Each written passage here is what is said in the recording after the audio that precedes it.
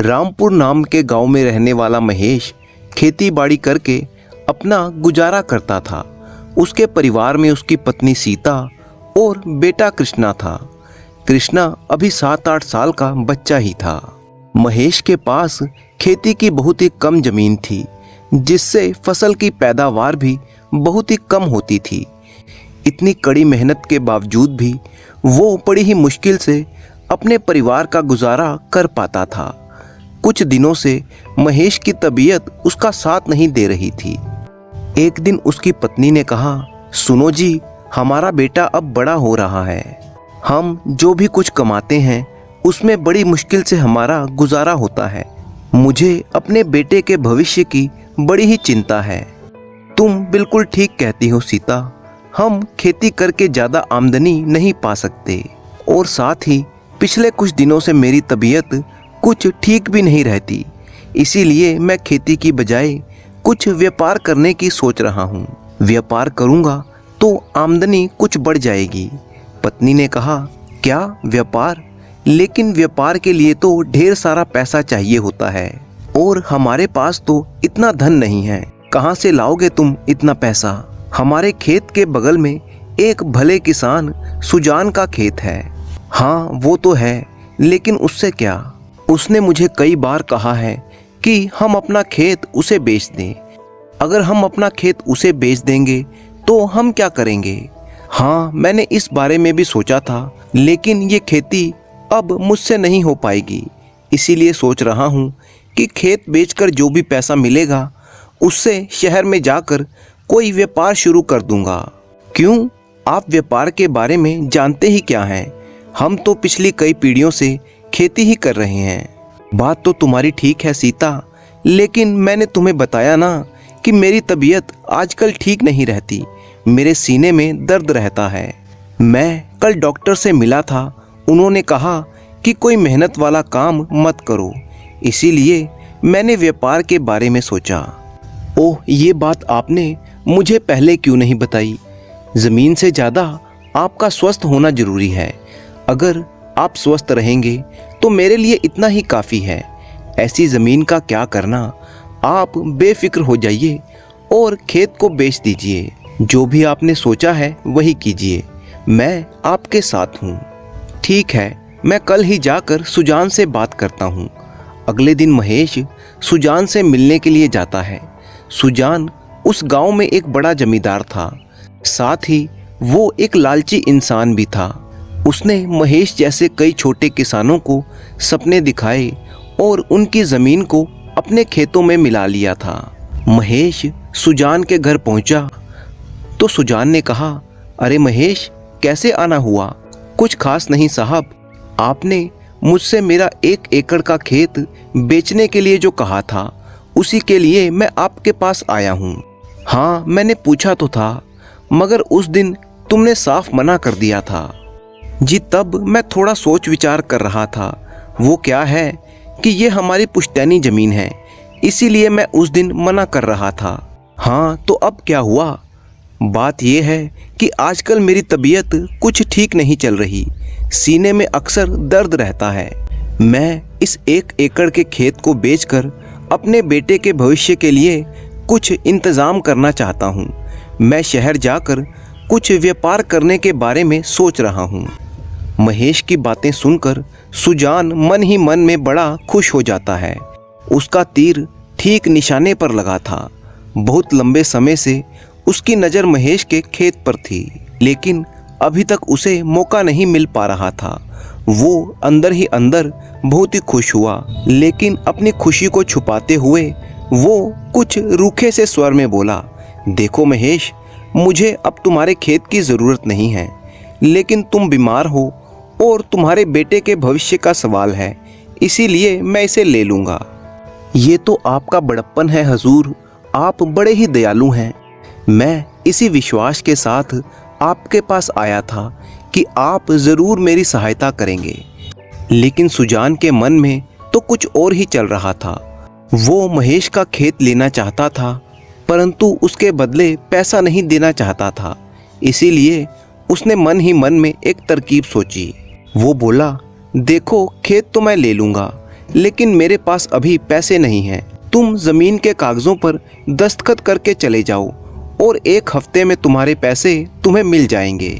महेश को सुजान की जबान पर पूरा भरोसा था, इसीलिए उसने जमीन के कागजों पर दस्तखत कर दिए। वो सुजान की योजना को नहीं भांप सका था।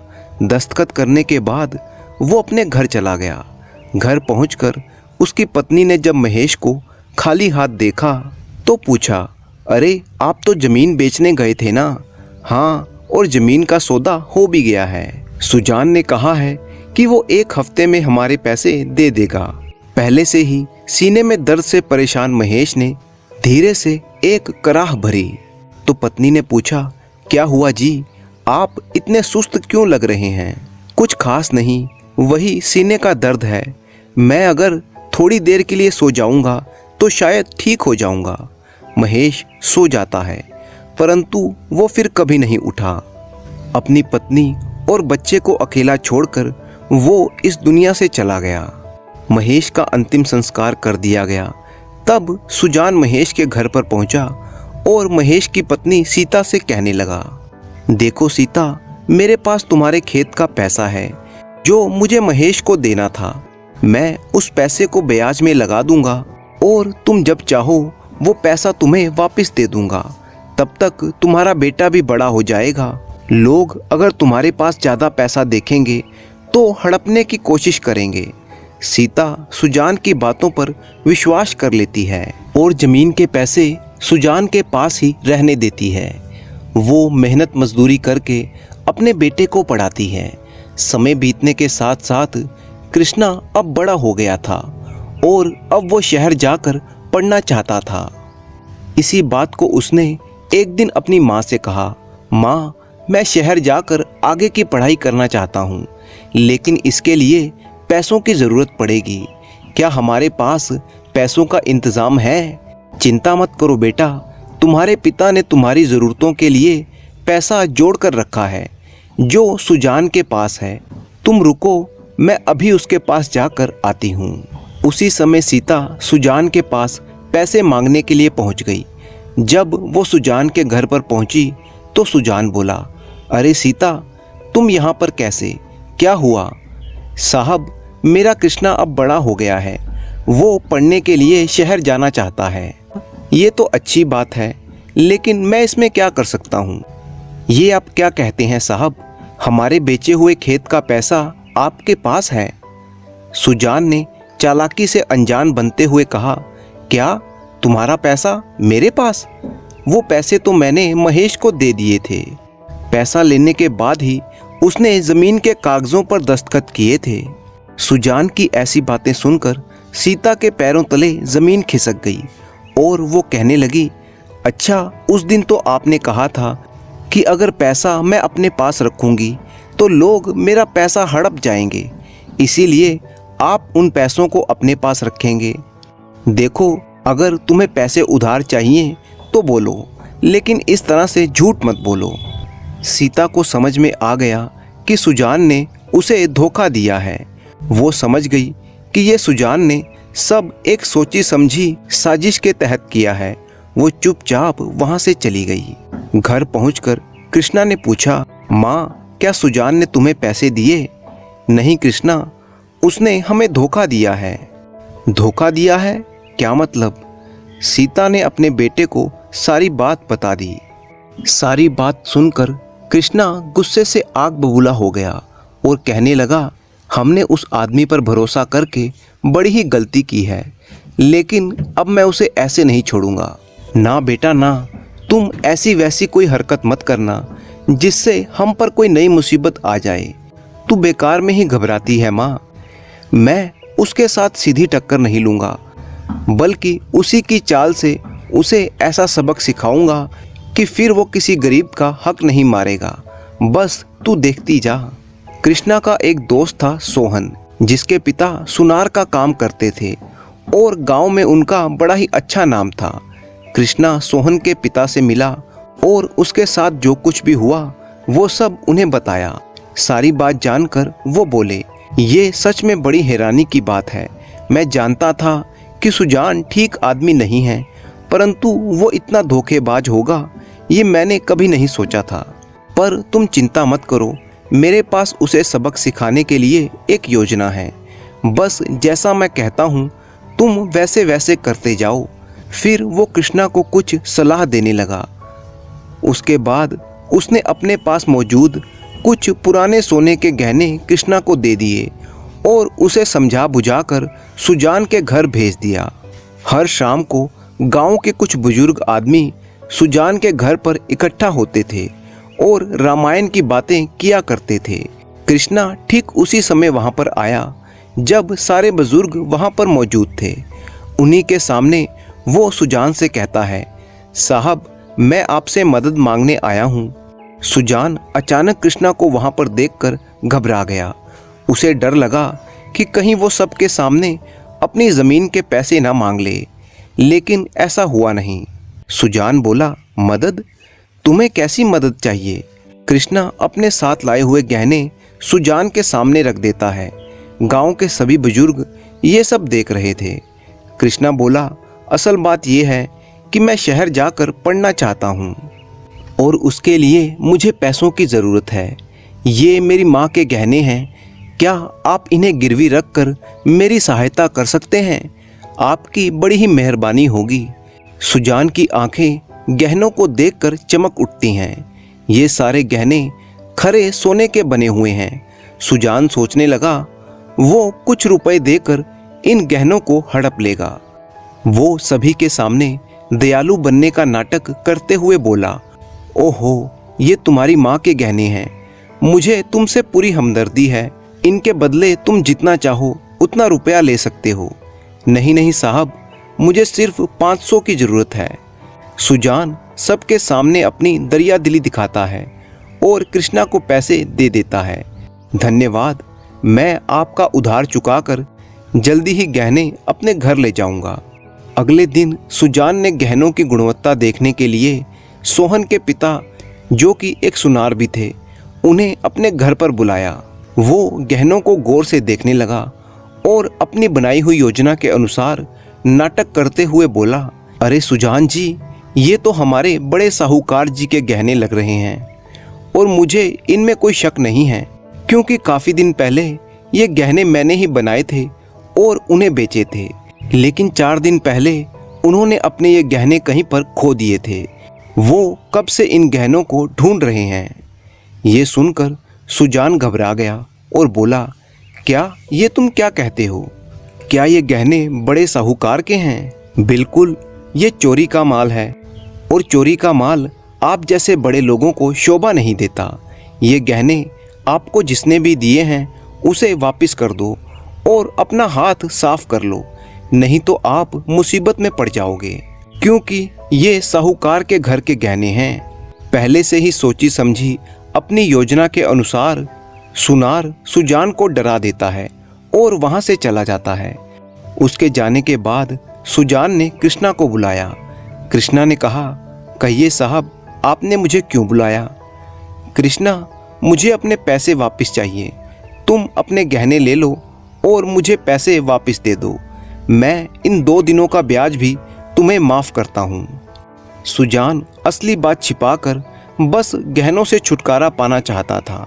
कृष्णा ने गहनों को ऐसे लिया जैसे उसे कुछ पता ही नहीं था और कहने लगा, साहब, पैसे तो मैंने सब खर्च कर दिए, लेकिन आप मुझे 4 दिन का समय दें और 4 दिन रुक जाइए, मैं आपके पैसे आपको लौटा दूंगा। सुजान जैसे तैसे गहनों से छुटकारा पाना चाहता था, इसीलिए वो कृष्णा की बात मानकर गहने उसे बिना पैसे लिए लौटा देता है और 4 दिन के समय पर विश्वास कर लेता है। इस बात को कई हफ्ते बीत गए। एक दिन कृष्णा फिर से उसी समय सुजान के घर आया जब गांव के सभी बुजुर्ग उसके साथ थे और वह बोला, साहब, मैं आपके पैसे लाया हूँ, मुझे मेरे गहने वापस दे दीजिए जो आपके पास गिरवी हैं। कृष्णा की बात सुनकर सुजान कुछ क्षणों के लिए स्तब्ध रह गया। क्या कहा? तुम्हारे गहने तो मैंने तुम्हें वापस दे दिए थे, तुम दोबारा मुझसे क्यों मांग रहे हो? ये क्या बात हुई? मैं वो गहने कब आपसे लेकर गया? आपसे पैसे लेने के बाद तो मैं शहर चला गया था और आज ही वापस लौट कर आया हूँ। तुमने मुझे गहने कब दिए? तुम मेरे पास आए थे और गहने वापस ले गए थे। नहीं नहीं, ऐसा कब हुआ? इसके बाद कृष्णा बाकी सब लोगों की तरफ देखकर कहने लगा, देखिए, आप सब लोग भी उस दिन मौजूद थे जब मैंने गहने दिए थे और पैसे लिए थे। उसके बाद मैं आज आया हूँ। मुझसे पैसे वापस लिए बिना भला ये मुझे गहने क्यों वापस करने लगे? गांव के सभी बुजुर्ग सुजान को शक की निगाह से देखने लगे। तब कृष्णा ने कहा, उस दिन से मैं गांव में नहीं था। ऐसी बातें करके ये मेरे गहनों को किसी और को बेचना चाहता है। इससे बड़ा अन्याय और क्या हो सकता है? कोई बताएगा मुझे? बोलिए। सुजान को कृष्णा की बातें बिल्कुल भी समझ में नहीं आ रही थी। उस गांव के बुजुर्ग इस बात के गवाह थे कि उसने कृष्णा को पैसे दिए थे। उनमें से एक कहने लगा, सुजान, तुम इतने बड़े आदमी हो, फिर ये कैसी हरकत कर रहे हो? हमने खुद इस लड़के को गहने गिरवी रखते हुए देखा है। भला कर्ज चुकाए बिना तुम गहने कैसे लौटा सकते हो? क्या कोई इस बात पर विश्वास करेगा? तुम चुपचाप इस लड़के को गहने लौटा दो।